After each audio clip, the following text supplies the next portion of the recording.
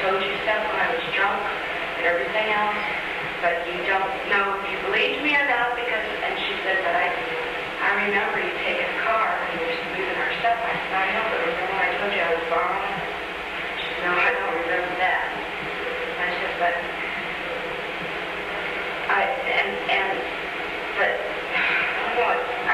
all I can say is I know that she's innocent is what I'm saying. She did not partake in any of this. And only thing that she would partake in anything, it would be knowing, it would be my lips saying to her something, and she didn't know if she could believe me or not, is what I'm saying to you. She's very she didn't know. And when the car got wrecked, they were looking for the two girls, that was me and her in that wreck. Now, she said she'll tell me that she was driving. She was driving. She did not know that this car belonged to a murdered victim. I told her I was borrowing it. And then when we wrecked, after we wrecked, I told her, I said, man, we got to get out of here. She said, why? You know, and I said, because the car is okay. She said, why? And that's why we held back. She was scared shitless, and I don't blame her. She's innocent. I mean, she's a sweet and kind person. She didn't, and then she was scared shitless. And then she started hating my guts and wanting to leave, and I think. But then again, she didn't know if she could believe it or not, and then she heard it on the news. Then she still wondered what to do, but she said she was my mother. She loved me, and I loved her. And she loved me a lot, and she just didn't know how to part with it, you know. And we were, I loved her so bad. And the only reason I'm confessing, too, is because I loved her so much. I don't want to get her in trouble, because she's not the one. I'm the one.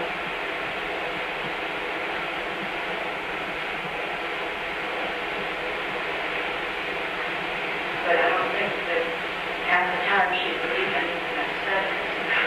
If you knew me as a person straight, I'm a good person. And she knows me. I'm a very kind person. But when I get drunk, I do stupid things.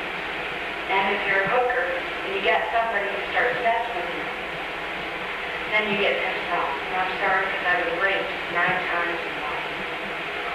And I wasn't about to let somebody skip out on my money that I'm working for. And I think it's very kind of clean because I used rubbers all the time. And I wasn't about to let somebody rape me. So when they got really happy with me, which I had gone through over 250,000 men, they got, and only I got 6 guys. It was because they got rough with me, and I defended myself.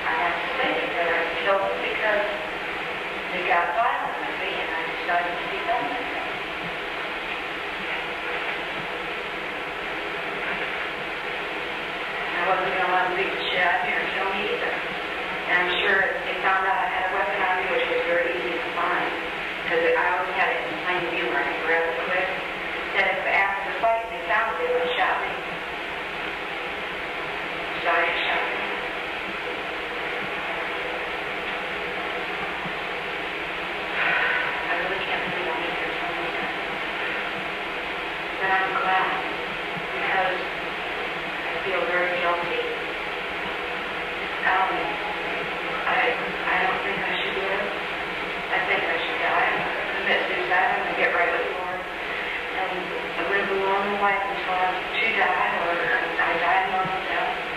But I don't think I should live like this.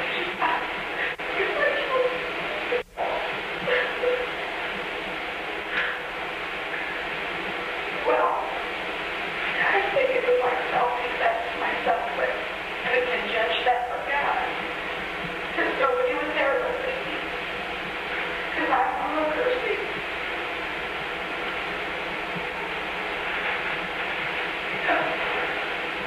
See, one guy, he was trying to ask. That's how What did you say? he was going to try to anal screw. So I started fighting with him. And I got to the back and I shot.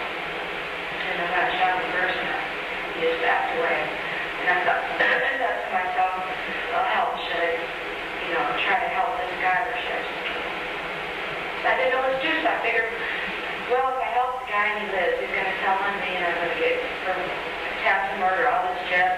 And I thought, well, the best thing to do is to keep shooting. Then I get to the point that I thought, well, I shot him, these stupid bastards would have killed me, so I can't shoot.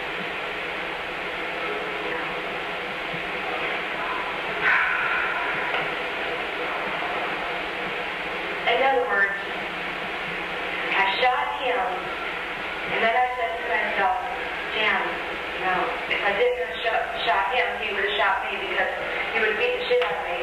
Maybe I would have been unconscious. He would have found my gun going through my stuff and shot me. Because he probably wouldn't want to get it or try to rape me, you see. So I shot him, and then I thought to myself, well, I might as well just keep on shooting. Because I got to kill the guy, because he's going to. He's going to, go and tell somebody if he lives or whatever. Then I thought to myself, well, this dirty bastard deserves to die anyway. So those three things went in my mind for every guy that I shot.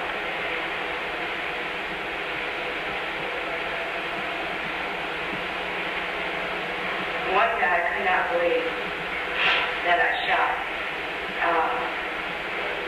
I couldn't believe that he started shit with me. When I shot him after I was done, I went right going through his shit. I couldn't believe all the black holes were coming. I said, this guy is a minister or what? I don't know if he was a minister or not. But if he was, I feel sorry for him because why would he want to do something like that to me if he was so much. That's another one. I feel very, very guilty. And I need to teach them alone.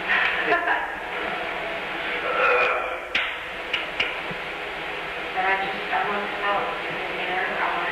All out, I want to confess. I don't want my girlfriend in trouble. She doesn't deserve to go to prison or anything because she doesn't know. She knows stuff from what I said I'm drunk and confused because she was not there. She did not know nothing. She did not, she couldn't believe me. I mean, if she wanted to believe me, I'm sure she couldn't hardly believe me, is what I'm saying. And she loved me. I loved her. And she was like, I can't believe you would do something like this. Very, very, I'm doing this because I love her very much, and she's so sweet and so kind and so innocent. She's just a real sweet girl. I don't want her to get in trouble because she didn't do anything. See, she was at work. Kept so hard. Well, I was going out hooking. I hit and tried to hitchhike. The guy would pick me up, and I'd ask him if they're interested in helping me out. I'm trying to make rent. And then they say how much? I say 30 for head, 35 straight, 40 for half, $100 an hour. And, and they say, well, I'll take this or whatever. And then, now that I'm telling you, I've dealt with 100,000 guys. But these guys are the only guys that gave me a problem. And they started giving me a problem just this year, the year that I'm on. So at the time, I was staying with some guy, and I noticed he had some guns, and I ripped off his 22, 9-shot steel. And I carried that around while I was stumbling around, which I couldn't believe the cops never searched me. I got a message from the cops. You see a hitchhiker? Search me. They would never search me. And Anyway, so when I get a house phone, the person give me my money, and I wouldn't do nothing to them. But the person gave me my money and then started asking me. That's when I started taking retaliation.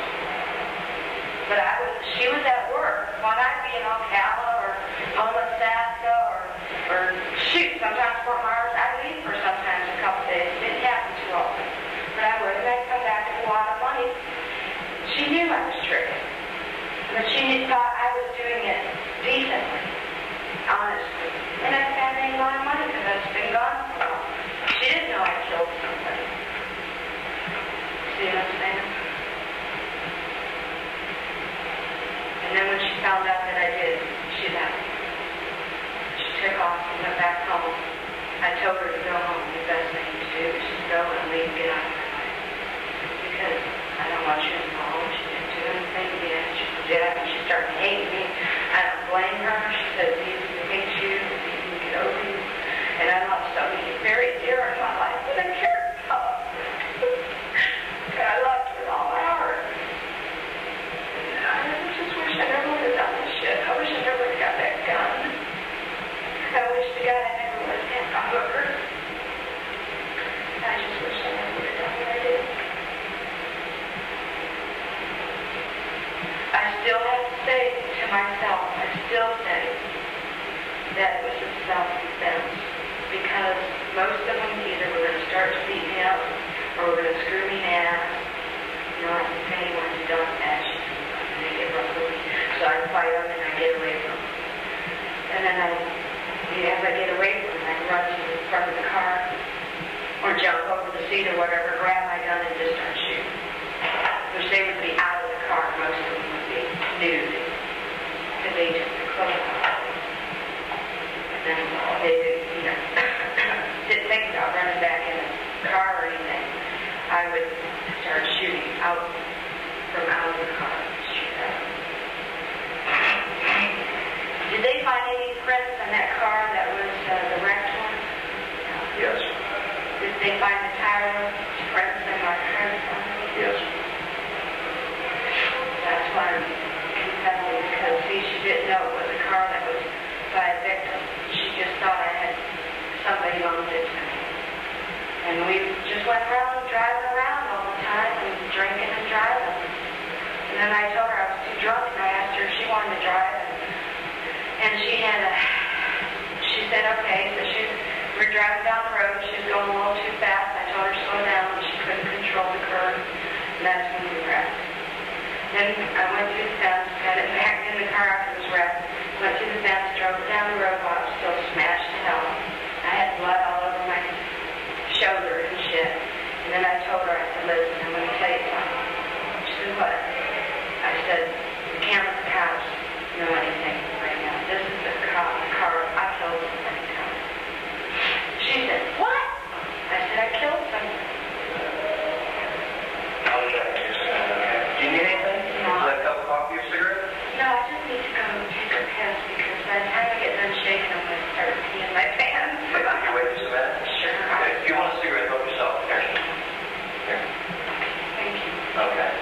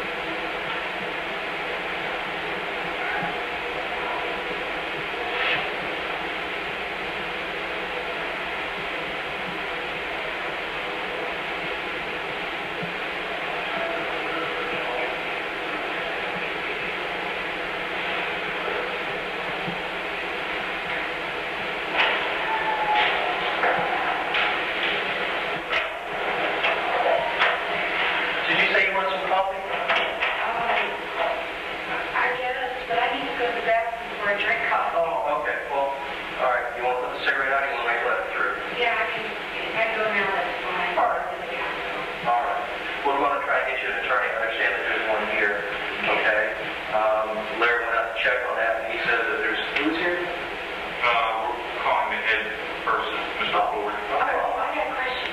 How in the world did you guys know I was Lori Grodier? There's my sister's name. How did you know who I was in that bar? That's our job. I know, but I mean, really, how did somebody take my beer can out and check my fingerprints? There's all kinds of ways that's done. And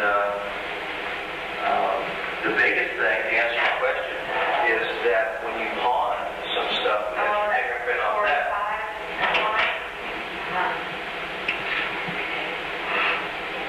Yeah. And the other stuff that you pawned back December of last year, December of 1989, radar detector and camera. Oh, yeah. Thumbprint. Oh, wow. I'll be better. Oh, wow. I mean, but I don't care, because I'm glad I'm getting this over. See, I want to get right with God. And if they send me an electric chair or whatever, let me die a normal death. And, just, because I know I'm good. Because I'm really inside, right inside I'm a good person. But when I get drunk, like I said, I'll be drinking with these guys. And when they start messing with me, I would never hurt nobody. But if they mess with me, then I have to say, I'd get just as violent as they would get on me to try to protect me. Okay. All right, you ready to go to the bathroom? Yeah. All right, let me turn off this tape now, and I have 10:42 in the morning, this January 16th, 1991. Guest investigator Bruce Munster in Maryland Sheriff's Office, and you are Aileen Wuornos. Wuornos. Aileen Carol. 229 of 56. Yes. Born in Rochester or Troy, Michigan. Well, I was born in Clinton Hospital in Detroit, Michigan. Because they don't have a hospital there in Troy at the time. Yeah. Okay, let's turn it on. I'll just get you back before you have an accident.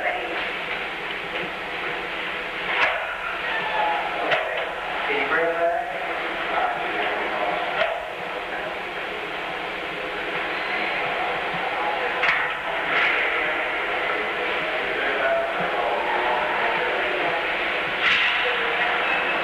No, the inmates come back to the bathroom.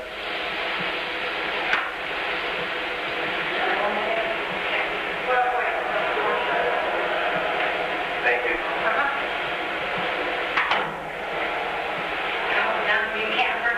Yeah, well, we do this. Let me turn this back on. Okay, I'm turning the tape back on now, and it's about 14 minutes to 11. Larry Hezakya, the other guy who's sitting over here, right. He's on the phone right now, and he's contacting the public defender's office and trying to get an attorney over here for you so that he can represent you and do whatever you want him to do or whatever, okay? Now, the reason that we record everything, videotape and audiotape, is so that there can't be any misunderstandings between you and I or anybody else involved in this case, that everything is up front and level, because I won't lie to you, and hopefully you won't lie to me.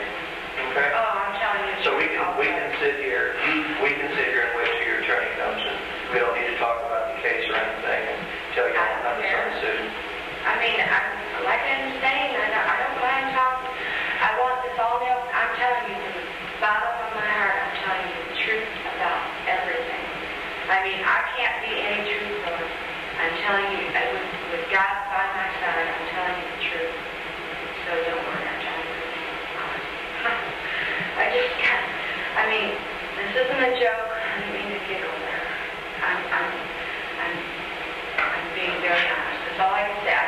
The only reason I'm doing this is because, number one, I'm guilty. Number two, my girlfriend is not. She didn't know anything. She never was around at the time that I hurt these people. She was at work. She'd work, eat, sleep, come home, and that was it. She's a very good person. She doesn't do drugs. She might drink a little beer now and then, but that's it. She's a real sweet person, and she doesn't deserve to be harmed in this because she didn't do anything. And that's another reason I'm confessing, because they were looking for two women. And I want to straighten it out that she was with me with the car, but she didn't know the car belongs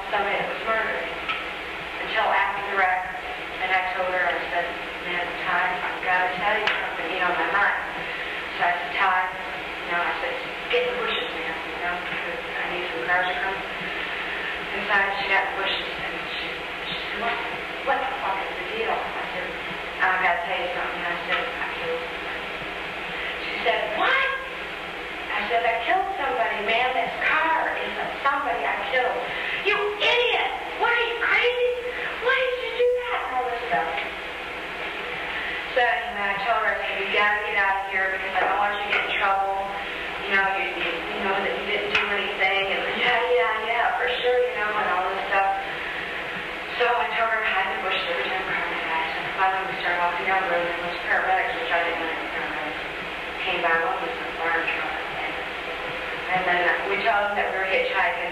Two guys, I lied. I did all the talking. I said, two guys picked us up, and we got in the rack, and they, no wait, I didn't. I said, two guys picked us up, and they dropped us off. And we're on our way to Daytona, and they told us this is where, you know, we can get to Daytona. But it was the wrong road and all that stuff. And so then I told them, we got to get going. Let me stop you just a second. You know, you've exercised your right to have an attorney here, and maybe you shouldn't be talking about these things. It's up to you. It's your decision. Look, okay.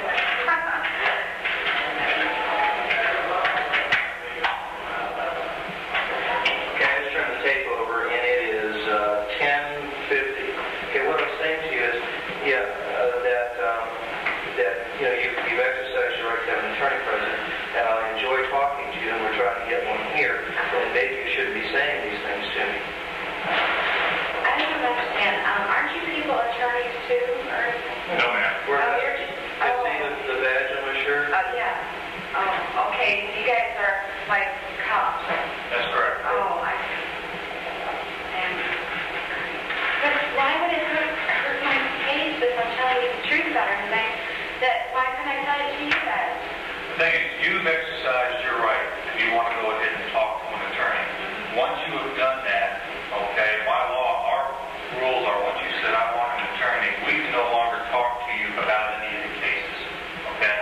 The only time that we can begin to talk to you again about the cases is if you wish to voluntarily come to us and say, look, I no longer want an attorney. I want to go ahead and talk about these things. But since you have invoked your right to the attorney... Yeah, because maybe the attorney can help me, because I know... We can't talk to you about it. Yeah, because I know that it wasn't... in my heart, I know I self-defended myself, so maybe... Did you contact one later? Yes. Want to come down? Yes. Yeah, I know that I have to defend myself, because if I didn't, he probably would have hurt me, killed me, raped me, or whatever. And I'm telling you, I'm serious. I had gone to at least $250,000 guys, at least, and never hurt any of them. Matter of fact, I became very good friends with them, you know, and they really liked me. And I always wanted to see me again, and she said that I gave them a wrong phone number because I didn't really want to always have a call, or I didn't even have a phone anymore. So I gave them a wrong number, so.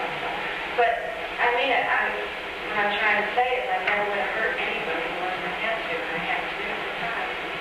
So yeah, I guess I need an attorney.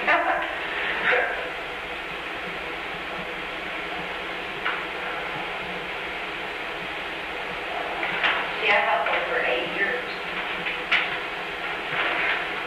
That's all I did was help them. I had a pressure thing business, but my partner ripped me off, so I had to go to the hospital.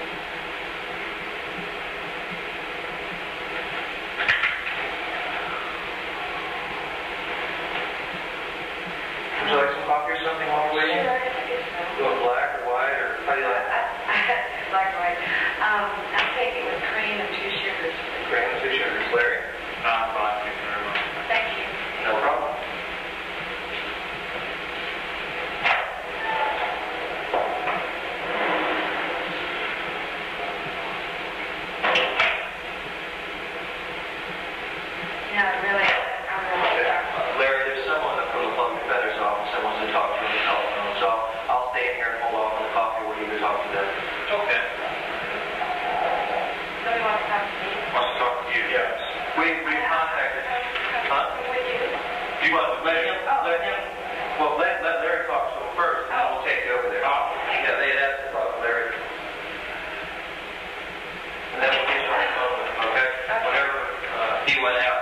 contacted the public defender's office, just like you had requested. Okay. Gee, if you guys knew that I had that radar detector camera, why didn't you come looking for me then? You didn't know where I was at? Oh. How in the world did you know I was the last resort? Somebody, when they came and checked my ID that night before, right? Yeah. Oh, okay.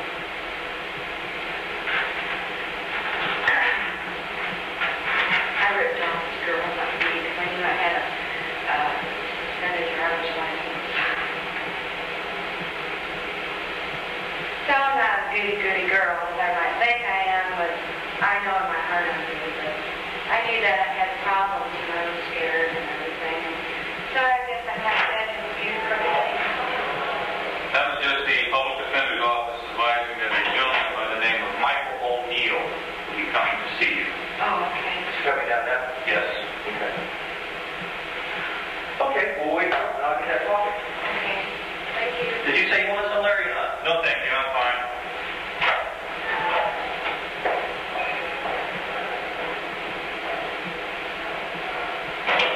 Yeah, I'm so glad I'm getting this out because I don't want my girlfriend in trouble. She didn't do anything. I mean, she didn't do not one. I was not one lick of anything. No, nothing. I mean, if you check Casa Del Mar, check her records for work and that, I'm sure that these guys that got hurt, she was at work at the time.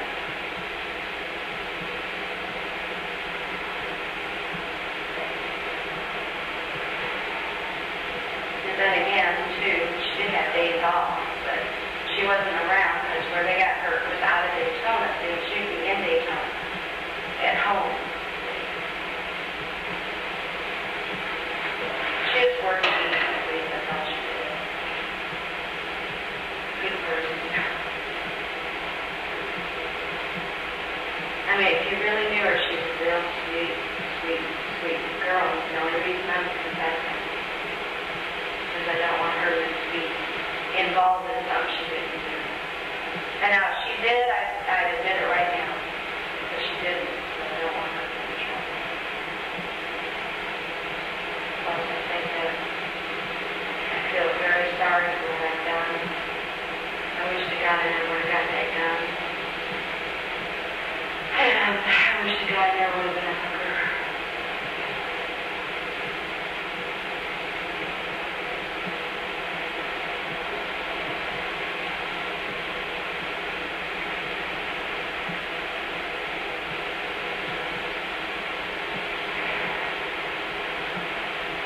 How long will it take for a trial for something like this? A year? 2 years? It normally takes quite lengthy, by the time you get them talking to everybody involved, things like that. It takes quite a bit of time. I just want to get it over with. But I'm really honest. I'm being as honest as I can be. I would not have hurt them. I have gone to bed with so many men. I mean, I gave that little job. He gave me $400 for that, for less than 10 minutes. He gave me $100 and $300 more for tip. That's how much he liked my attitude. I mean, and see, I would have not hurt nobody unless I had to. And the only reason I did it is because I had to. And yes, we were drinking, and yes, I was drunk, but, and there were times these guys weren't even drunk. Were nothing. They were straight, but I was drunk, so they were going to take advantage of me because I was lit. So that's the only reason I did anything that I did, because I knew I had to do something. Because if I didn't, they would have beat the shit out of me and probably found my gun and shot me, or beat the shit out of me and took off, or beat the shit out of me, rape me and take off. I don't know. Those things are going through my mind. And how do you guys work in this air conditioning? It's cold in here. Jeez. That seems to be a control, and you're going to be able to regulate this room. Plus, it's all black, so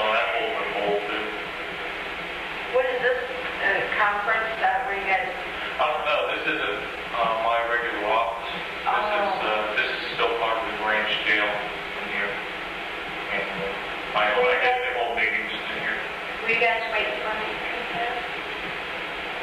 Did you think I would? Can't say. Oh.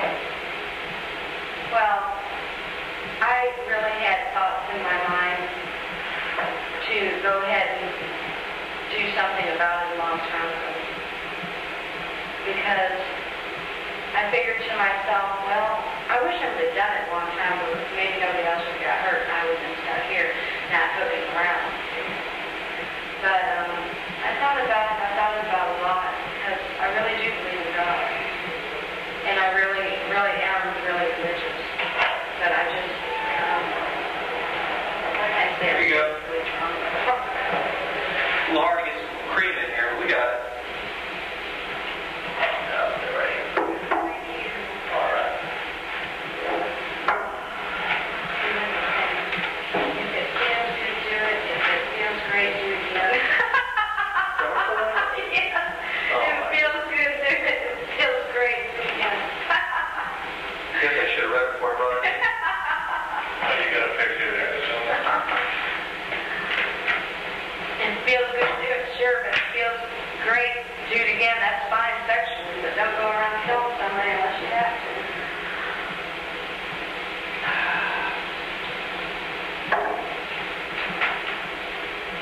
I really, in my heart, I would never hurt anybody unless I had to. Really. I mean, I don't have that. And you wouldn't believe what I wanted to be. I wanted to be a paramedic once too. And would you believe I went to CBCC and I was going to learn to be a cop? So in 1976, I was 20 years old. No, 1977. I went to CBCC and I asked them, how I could become a police officer. I didn't have a record or nothing. And they told me I had to have $3,000, and I told them I don't have the money, and I had to have a diploma, which I didn't have. I had to take my GED test, and then I'd have to get a grant from the government. It'd be like $3,000 or something, and they'd ship me to Macon to an academy or something. And I couldn't do it. Now you can become a cop, just file an application out and ship it to the academy, and then you pay installments back, I was told. Larry, get those in our something. Sure. Thank you. So I can't believe it. I just wish to God I would have. See, I didn't have any parents. I raised myself ever since I was 14. I was on my own ever since I was 14. If I had a family, I'm sure I would be in this predicament, that's for sure. I would have been a hooker.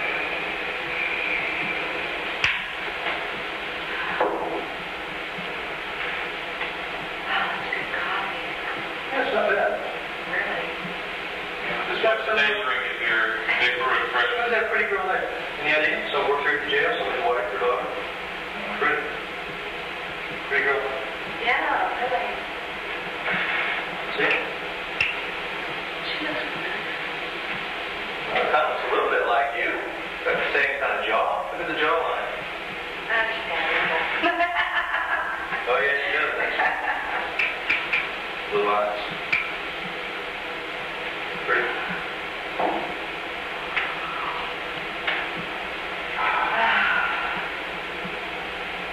I'm very, I have to admit, I'm scared about all this. I am very scared. I wouldn't have confessed if it wasn't for the fact that I don't want my girlfriend involved. I mean, I don't know, because I've thought about it many times, but I don't want her involved if she's not involved. I mean, you can ask her questions and stuff, but she didn't know anything. She wasn't around me. And I'm telling you, I love her very much to the max. That's what I'm trying to say. I love her deep down inside very much. She's a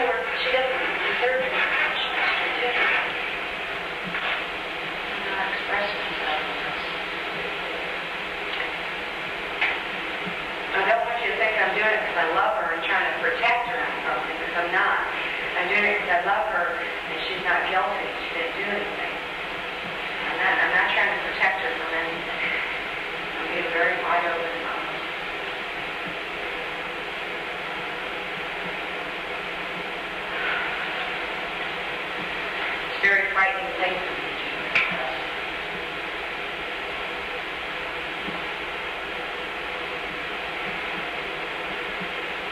But I told her on the phone, she told me, detectives were at the house, my family, she was crying her eyes out. My family's getting all messed up. I didn't do anything. You got me involved in this jazz because that car that got wrecked. You need to go and tell them that you did it and get me straightened out on this. And I said, yes, Ty, okay, I will. That's what I do. Because I don't want to hurt family or hurt it. That's something I did.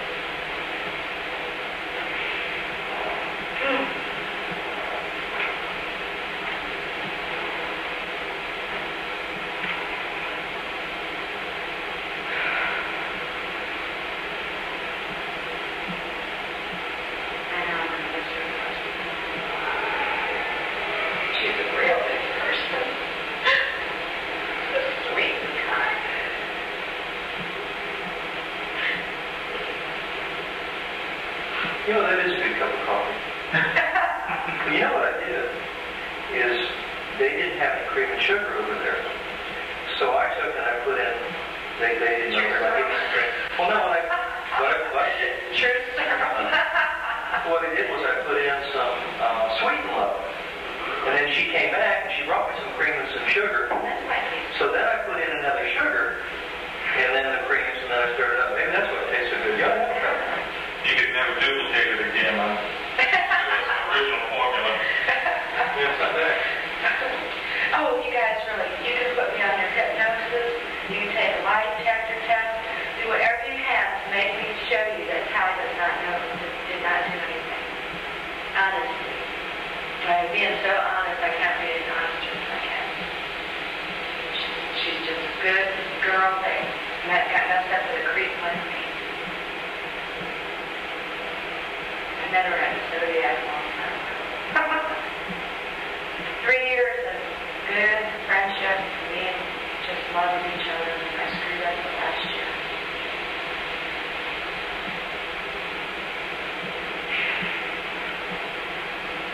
I asked her, if I never done this, would you think with me? She said, oh, shit. I said, I guess you can hate me now, so you can have her do. I said, do you love me a little bit? I guess I do, but a little bit for you, because, you know, I guess after 3 years you still have a little love for me. I said, but yeah, I guess go ahead and hate me, because it'll be easier for me to get over you and you to get over me. But I don't have anybody, a family or nothing. She was my only friend, whole world. That's why I loved her so much. But I loved her because of her honesty. She never stole. My goodness, I gotta tell you something. She was working at a laundromat, and she found $125 in quarters in the back of the washer. She could have kept the money. But no, she gives it to the people, gives it back to them. And we were hard up to rent then. We needed rent money real bad, so I went out and made some money real quick. Then when she was working as a manager in this laundromat, I said, Ty, let me see the 50 cents. Because there's quarters in the laundromat, right? Ty, let me see the 50 cents. We're going to go get a soda. We lived 3 blocks from the place. She said, hell no. She said, go home and get the money. I'm not going to let you use any of this money. Would you believe that they fired her saying that she had taken $600-something, but there was another guy that was working there, and he didn't. And then there's another girl that was some kind of biker chick from Kansas that would take over for an hour or two. And I think they're the ones that stole the money. She got fired for that. She did not take it because, I'm thinking of her when I talked. I'd be with her all the time. And when we needed rent money, I had to go out and help her for it. There's no way she took it. You see what I'm saying? She's a very honest person. I guess because we were lesbians, they'd always know. She got fired at the Castel Martin on lot because we're lesbians. I know that's what the reason is. He's from Iran. And he didn't like the idea that he couldn't get a piece of ass from her. He kept trying to get a piece of ass from all the girls at work. Yeah, he's a boss, you know. And so finally he said, well, I knew it was coming to fire you. She wouldn't give,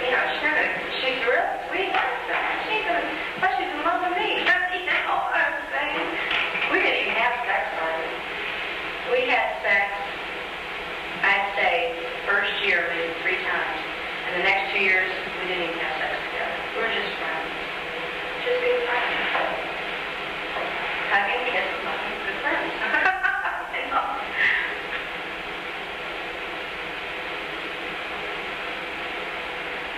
So, that's why I'm saying, that's why I'm confessing, because she wouldn't deserve anything, but she didn't do it. I don't want her in trouble. There's something that I absolutely.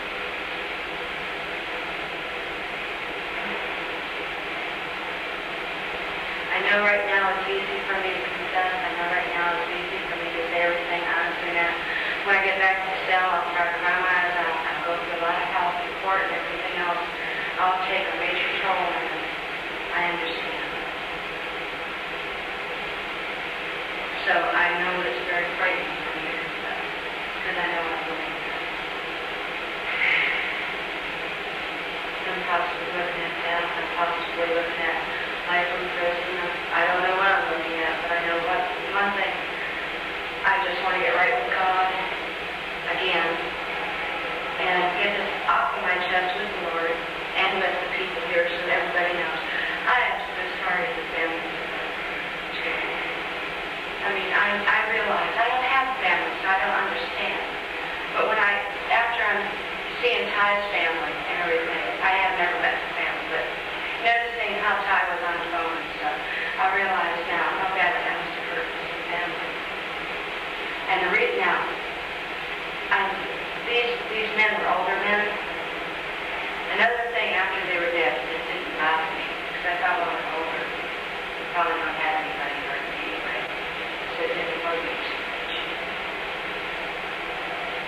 But I didn't kill them for that reason. I killed them because they tried to do something to me.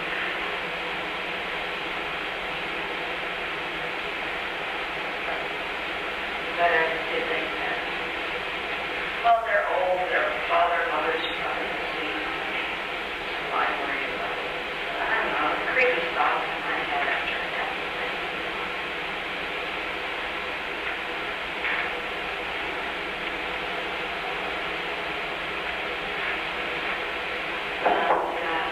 I wish I hadn't done it.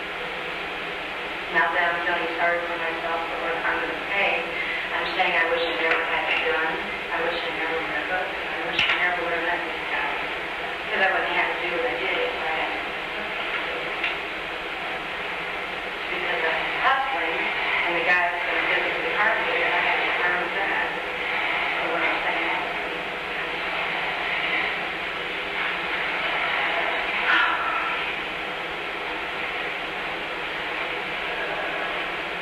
because if I wasn't hustling, if I wasn't hooking around, I would have never had physical problems, and I would have never had to hurt anybody.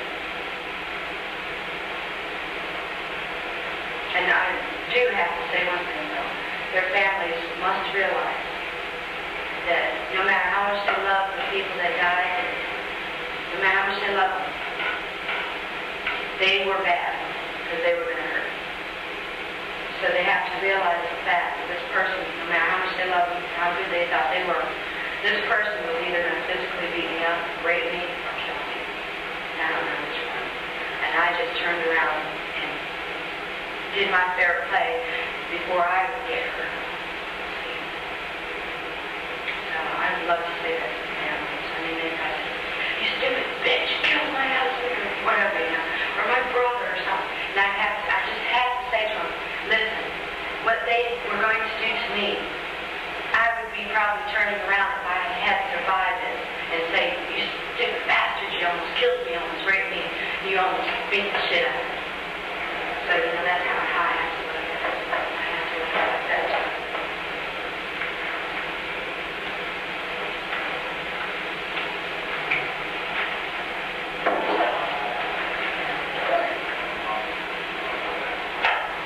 So I can't really say that in that sweet. What's that, Larry? The attorney is not here. The attorney's not here? Is here. Oh, okay. Does he come in? He's on the way. Good. Gee, how did you know that? I mean, you just walked out. Someone answered the door. Oh. I was going to say, what emergency or something? No, you didn't hear the door open up a little bit. Someone stuck their finger in and went, come here. Sign that. Yeah. Now, I know that these guys, one guy had a weapon with him. He had a 45. And it was dark, and I didn't know where he put it, the weapon that I stole.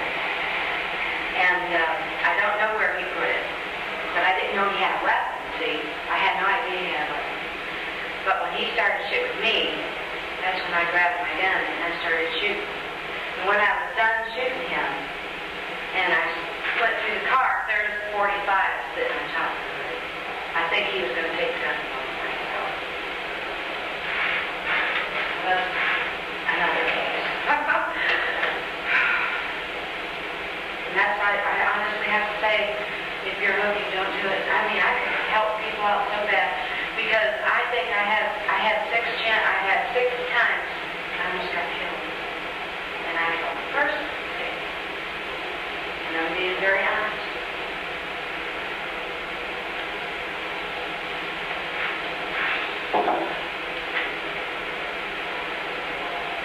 Now to recollect all this stuff is going to be hard. A lot of times I was drunk, you know, and after I'd done it, you know, I'd go and get drunker.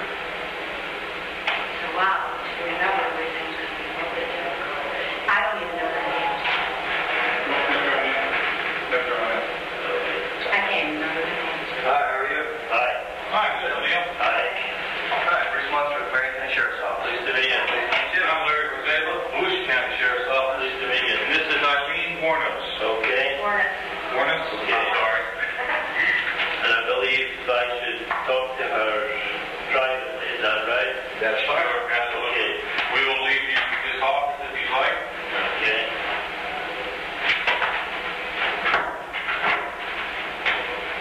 What did you say your names were? Bruce Munster. I'm with Marion County. Larry or Zapa? It's a common spell. Larry Or Zapa. Jose Pop. Or Zapa. It's Polish. And you can remember my name, the Munsters on TV? Oh, Larry Munster. Herman Munster. Oh, you're Herman No, Munster? no, Bruce Munster. Do you remember the Munsters on TV? Yeah. The Munsters and the Adams family. So when I run out of business cards, I say, my name's Munster, remember the ones on TV, and then everybody remembers Herman Munster. Where's Marion County? Okay. Oh, okay. And you're from this county? Yes. I'm from this county, yes, Oh, ma'am. okay. You don't remember me from I a was couple days ago, drunk. did you? Yeah, I was drunk. Okay.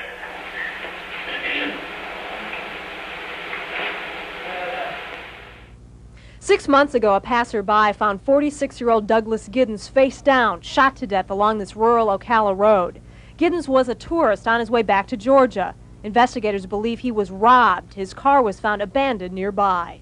2 months later, victim number 2, 43-year-old David Spear from Orlando, was found shot to death. His truck found here along I-75 in Marion County. Last month, Troy Burress disappeared while working for a sausage delivery company. He was found shot, his wallet missing. Just last week, Dick Humphreys, an HRS employee, was also found shot to death and dumped along a dirt road outside of town. Marion County investigators say there could be a link, but say they don't have anything solid and they don't want residents to panic. In view of the recent situation in the Gainesville area, I mean, yes, we do have some unsolved homicides here, but and we will always look to see if they're related to other ones in the area, but we don't see a common thread at this point. The fifth possible victim is Peter Sims, an evangelist from Jupiter. Witnesses say they saw these 2 women driving Sims' car. They ditched the car, started hitchhiking. When investigators recovered the car, they found blood in the front seat. Sims has never been found, and investigators say if there is a link, it's not obvious.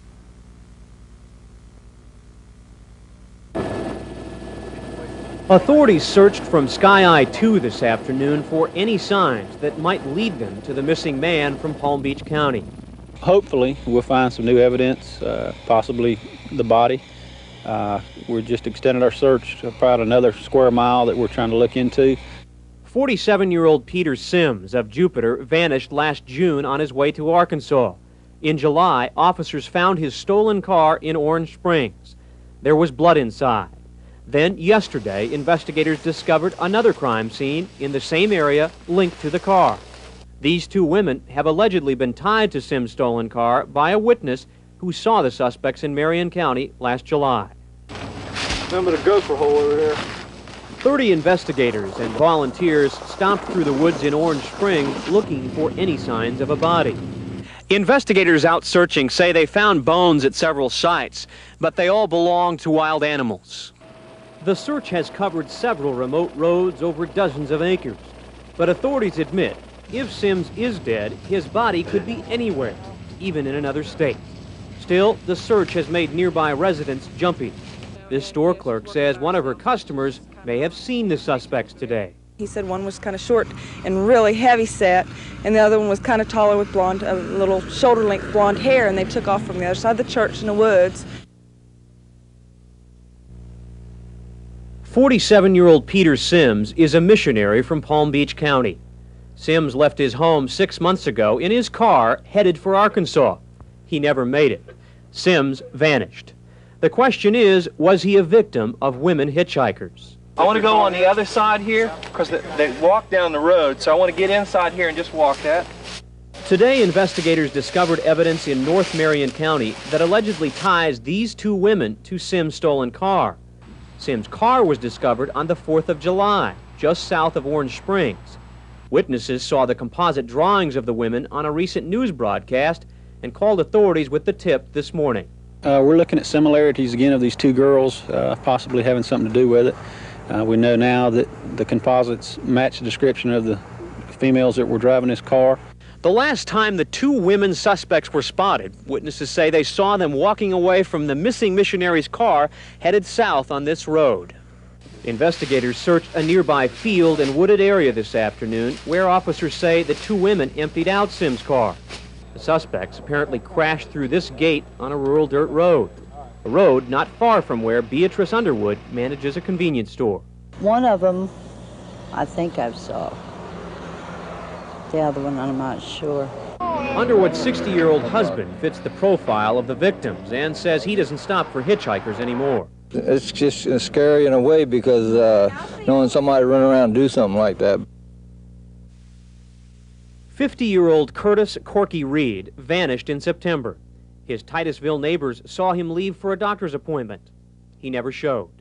Reed's sister says the family is clinging to the hope that he's still alive. But police believe Reed may have fallen victim to what could be women serial killers. You just pull together and love each other harder. And wait really for it to be over. You know, you have a lot of questions that you want answers for. But you look out for each other and get a little stronger. Reed's family has sent out flyers with the scientist's picture and description, but 13 weeks have passed with no word on where Reed might be. Police are looking for women that match these two composite drawings of suspects in the case. Witnesses have allegedly spotted the pair with another missing victim's stolen and bloodstained car. The car belonged to 65-year-old Peter Sims of Palm Beach County. Somehow, the car ended up in North Marion County with the women. Johnny Ray Spears says he helped the suspects fix the car last July. She act like to me that she ain't the type you want to fool with too much, the one that was driving the stocky, the one that wore the cap. I'm glad that I didn't take them nowhere. You know, like if I didn't get the car fixed, they might have took me down the road and done me in or something, you know, who knows. The life story of accused serial killer Aileen Wuornos began unfolding in a Florida courtroom today, a sordid tale of sexual abuse, petty crime, and prostitution that police say led to a string of murders. She killed him out of greed. She was no longer satisfied with $10 or $20 or $40. Her first victim, police say, was electronics repairman Richard Mallory, who picked Wuornos up on the highway. They allegedly argued over payment for sex before she killed him. Her attorney says Wuornos was defending herself after being sexually humiliated. But you will hear evidence of bondage, rape, sodomy, and degradation. Investigators say Wuornos stalked her victims along the highways of Central Florida. This was one of them, posing as a hitchhiker. She is on trial for the murder of one man, but is believed to have killed 6 more. Police realized they had a serial killer on their hands, and eventually the evidence and a lesbian lover, Tyria Moore, led them to Wuornos, described as the first female serial killer to stand trial in this country. It's almost as though she was looking for a particular individual out there to take her rage out on. The most damning evidence is a long, rambling confession in which Wuornos admits to 6 of the 7 murders. I know what I did. I'm confessing what I did. Go ahead and put the electric chair. The defendant has been legally adopted by a self-described born-again Christian who says Wuornos is innocent. But the prosecutors say Aileen Wuornos is a calculating predatory killer who deserves the death penalty. Juan Vasquez, CBS News, DeLand, Florida. I'm tired of them trying to kill me there. Marijuana was tucked in the driver's seat, tucked inside the seat.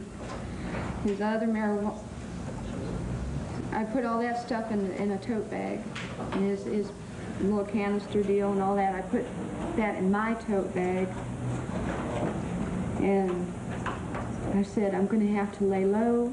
I don't know what I'm going to do, man. I can't get out. I'm going to have to drop this car off, whatever. When I saw the radar detector, I said, I'll keep it to pawn it off for food or whatever, because I'm not going to be able to get out on the road now. I'm scared. They're going to find his body. I've got to go and hurry up and dump this car off. What time is it by this time? This is, I remember when I was throwing stuff out. I was throwing a bunch of stuff out in the woods, just kept on throwing. So at 9 Quail Run, I drove to another area. I stopped again and I threw a bunch of stuff out in the woods, and I noticed his watch and I checked it. It was 6:30. So then he told me to turn toward him, lay down, and spread my legs. He has all his clothes on. I guess he's just going to unsip himself. I don't know. Were you saying anything to him, Lee? I didn't say nothing. I was scared. Okay, so then what happened? I may have said something sardonic to him, like, why you still got your clothes on? Why don't you take your clothes off like you did before? Something. I don't know. I don't recall this. He grabbed it, and came right out of his hand. I flung it in the back seat. Did you say to him, I'm going to grab this, or no, my mind. Okay. I said, grab that. Grab it now. You know, do something. You got to fight. I thought to myself, I got to fight. I'm going to die. This guy is going to play with me, and then he's going to kill me. He's already said he's going to kill me. He's already said he killed other girls. I got to fight. I just got to fight for my life. Plus, now, I was close to the area where my bag was, where my gun was. Okay, where was your bag? My bag was near the hump because I had first had it in the right side, but I had to move it because it was in the way for me to get my jeans off. And so I kind of moved it almost on the hump. Actually, it was almost on the hump. Okay. I pushed it all the way over so I could get moved.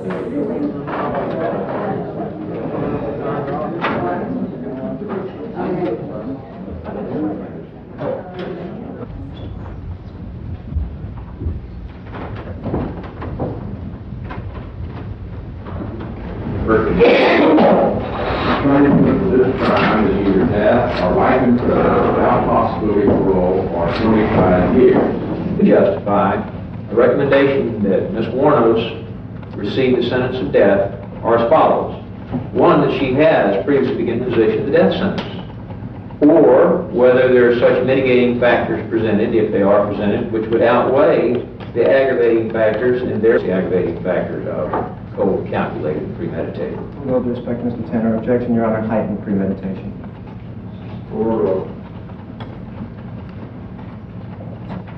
Don't be led astray as you listen to the evidence. We need not prove every possible aggravating factor recognizable under the law. There are many recognizable under the law, such as that the murderer was unconfessed.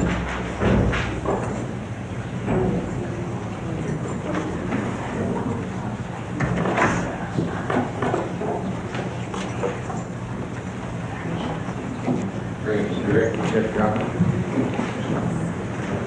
We need questions. In the Circuit Court, 7th Judicial Circuit, in and for Volusia County, Florida, case number 91-257, State of Florida versus Aileen Wuornos, also known as Susan Lynn Blahovic, also known as Lori Christine Grady, also known as Candy Marsh Green. As to count one, a majority of the jury, by a vote of 12-0, advise and recommend to the court that it impose the death penalty upon Aileen Wuornos, also known as Susan Lynn Blahovic, also known as Lori Christine Grady, also known as Candy Marsh Green, dated at DeLand, Volusia County, Florida, this 30th day of January, 1992. Pamela J. Mills, foreperson. Ladies and gentlemen of the jury, we're going to ask each of you individually concerning the advisory sentence. It is not necessary that you state how you personally voted or how any other person voted, but only if the advisory sentence as read was correctly stated. Madam Clerk, would you please poll the vote? Do you, Mrs. Staten, agree and confirm that the majority? Thank you very much for your time and consideration of this case. I also wish to advise you of some very special privileges that are enjoyed by jurors. No juror can ever be required to talk about the discussions that occur in the jury room except by court order. For many centuries, our society has relied upon juries for consideration of difficult cases. We've recognized for hundreds of years that jury deliberations, their discussions, and their votes should remain their private affairs so long as they wish. Therefore, the law gives you a unique privilege not to speak about the jury work. Although you are at liberty to speak with anyone about your deliberations, you're also at liberty to refuse to speak with them. A request may come from those who are simply curious or may seek to find Predatory prostitutes who had sex with over 250,000 men. With that shocking statement, prosecutors took the first step in their effort to send Aileen Wuornos to the electric chair. Wuornos, called the nation's first true female serial killer, murdered, prosecutors claimed, for one simple reason. She killed him out of greed. She was no longer satisfied with $10 or $20 or $40. She wanted it all. And she had to take it. And she did. And she used a gun to take it. And she shot him to keep it. Wuornos, who quietly cried at the accusations, admits she made her living as a prostitute, soliciting men along the highway. And defense attorneys called it a horrible way of life. Time after time after time, she was raped. Time after time after time, she was beaten up, and she wasn't paid. Finally, she armed herself. And when she was picked up by Richard Mallory, he brutalized her again, the defense claimed. But you will hear evidence of bondage, rape, sodomy, and degradation. And Lee was a victim to that. A victim who shot Mallory to escape, Jenkins added. But Wuornos is a thieving murderer, the prosecution argued, who shot Mallory as he sat in his car. And when he tried to escape with a bullet in his body. As he crawled out the door. And then she ran around to the front of the car. It's difficult to imagine, but she shot him again. There is network television and tabloid TV here, print journalists and authors looking for a bestseller. Also in the crowd, those who are just curious, who want to know more about a woman alleged to have gone on a year-long killing spree. Many have already heard Wuornos recount the grisly details. I got my gun real fast, and I shot him, and then he started running, I shot him in the back, and then when I ran up to him, faster, boom, shot him again. I shot him 3 times. Wuornos' attorneys say the media barrage will make it impossible for them to find an impartial jury locally, but the judge is determined to try. And today begins the tedious process of questioning a jury pool. Let me know, those of you who've had some exposure to this case. This case centers on the murder of Clearwater businessman Richard Mallory. Lawmen allege he was Wuornos' first victim, found dead in Volusia County in late '89. Police say Wuornos, posing as a prostitute, had 6 other deadly encounters. The state will ask for the death penalty. An interesting aspect of this case, Wuornos says she's been treated harshly while in the Volusia County Branch Jail. I'm fear of my life in Volusia County Jail. I'm tired of them trying to kill me there. This latest twist in the Wuornos case came when Marion County investigator John Tilley took the stand in her sentencing hearing here in Ocala. Tilley testified that Wuornos told him late last month that she dumped the body of Peter Sims in South Carolina, not Georgia, as originally believed. Investigator Tilley is now on his way to Jasper County, South Carolina, just across the border from Georgia, to look for evidence that Sims might have been dumped along I-95. According to local authorities, Jasper County officials confirm several unidentified bodies have been found there in the last 2 years. They have found several John Doe bodies up there, and you have to do the investigation to see if the dental information matches. So he's got quite a bit of work to do up there. In fact, officers don't expect any answers until the end of the week. Wuornos, meanwhile, is staying on death row in Broward County. She refused to sit through the hearing where a jury will decide whether to sentence her to death or to life in prison for the murders of 2 men in Marion County and 1 in Citrus County.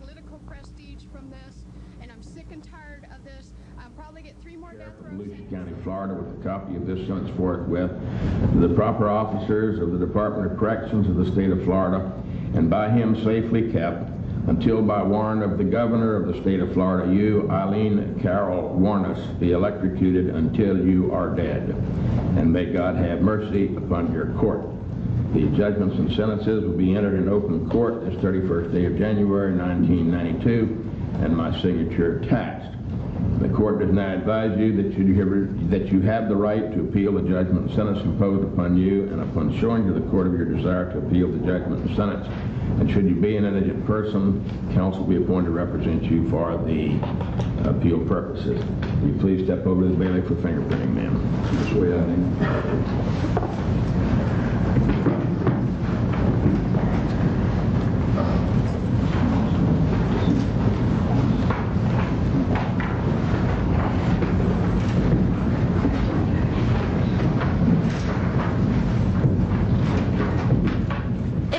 The disappearance of 3 Central Florida men within 6 months, all white and middle-aged, all found dead, victims of a serial killer. And then the terror moved north with the disappearance of an Ocala salesman on July 31st, 1990. People just watch over the shoulder now and check the car and lock the door. Paranoia on the rise. 50-year-old Troy Burris found murdered in the Ocala National Forest. A retired Air Force major was next, then Walter Antonio, his body found in November, nearly a year after the first man disappeared. 2 months later, authorities arrested Aileen Wuornos, a woman who called herself an exit-to-exit highway hooker. Wuornos pleaded no contest for 6 murders and admitted to killing a 7th man whose body was never found. She interrupted me and said that she wanted to come clean, and in terms of coming clean, that the police in this matter had done a good job and, quote, got their man. 3 days later, a judge sentenced Wuornos to die, a fate she accepted, dropping all her appeals and firing her attorneys 3 months after sentencing. There's no sense in keeping me alive, because I just would absolutely kill again. I've got too much anger, too much hatred in me over this world and everything. Attorneys and activists claim Wuornos is mentally ill, too unstable to face the death penalty, but family members of her victims say enough is enough. Let's listen to her, to what she has to say. I'm ready to get it over with. You know, this is going on and on and on. Once appeals have been completed, that it is a denial of justice to delay justice. And that's why I signed death warrants when appeals have been exhausted. In these 2 cases, we also were respectful of the request of the Florida Supreme Court not to do this during the recess, which was in July and August. And so we're continuing a policy that I think is upholding the law. Well, I respect Mr. McBride's opinion on this. I don't believe we need a moratorium, and I don't believe it would be appropriate, particularly for the family members of these victims, to have delayed for some reason that wasn't relevant to what the Florida Supreme Court is looking at. His first female serial killer, Aileen Wuornos, is to be executed this morning. The former prostitute was convicted 10 years ago of murdering 6 men in Florida. For years, Wuornos claimed it was self-defense. She later confessed and stopped all appeals. Congress continues to debate today on Iraq. Good morning. Good morning. Wow. Again, the physical transformation is one thing, but the performance is so powerful. Why did you want to play this role, the role of the first female serial killer, first known? Well, when I read the script, I didn't know that it was based on a real person. I was working at the time, and the script just kind of ended up in my trailer, and I read it, and I was blown away by the writing, and I was also blown away by this very conflicted, troubled woman. And I find that the guys tend to get those parts. It's the story of Aileen Wuornos. Was it difficult to get into the head of someone who was so dark and troubled? Was that difficult as an actor to do that? You know, I think your job as an actor is the journey is pretty private, and it's a personal journey a lot of times. I had a real thirst to want to know what really happened in her life, and so I with Patty Jenkins, who wrote the script and directed this film, we really went on a journey to try and find the greater truth of her story, which we both felt was just always kind of misrepresented, and in saying that we never tried to justify why she did very horrendous things. We wanted to stay true to that, but also just maybe lift the rug a little bit and show her actual situation. Because she had such a hard life. Because when she meets Selby, she's on the verge of suicide practically. She's totally at the end of her rope, and then she meets Selby, and she just grasps on with all she has. Yeah, I mean, this is a woman who, and when I say I had never experienced love in her life, I really mean that. And finally, in her late 20s, she met this woman and fell madly in love, and she spent 12 years on death row and never once said one bad thing about this woman even after she was betrayed by her and turned in by her. You had access to letters that Aileen Wuornos wrote to a friend over the 12 years that she was on death row. Did that help you in delving into who she was? Very much. I mean, everybody also just always wants to know if I met her. And I didn't, and I think that in a way, if I had met her, she would not have opened up to me the way she did through these letters that she wrote to this friend. Sometimes the tiniest little thing that she would say in a letter that just meant so much to me about who she was. What everyone is talking about, though, is what's most obvious on the screen is the incredible physical transformation. I said almost unrecognizable, but I think totally unrecognizable. You gained between 25 and 30 pounds. You shaved your eyebrows. You even had prosthetic teeth in order to look more like her. When you look at yourself on screen, do you ever think, I can't believe that's me? I was so concerned early on in the process with the physical aspect of it, because in diving into the emotional aspect of it so much, I realized that what she looked like physically was really the map of her emotional life. I mean, she had lived a homeless life from the time that she was 13 on, and had a child when she was 13, and I think I was so concerned about wanting to stay so true to Aileen, and every decision that we made, we never forgot Aileen, that when I saw it and when I see it today, I'm just really proud of what Tony G, our makeup artist, did. You are getting so much critical acclaim and so much buzz with this role. Roger Ebert said about your performance, "Jumping off the side."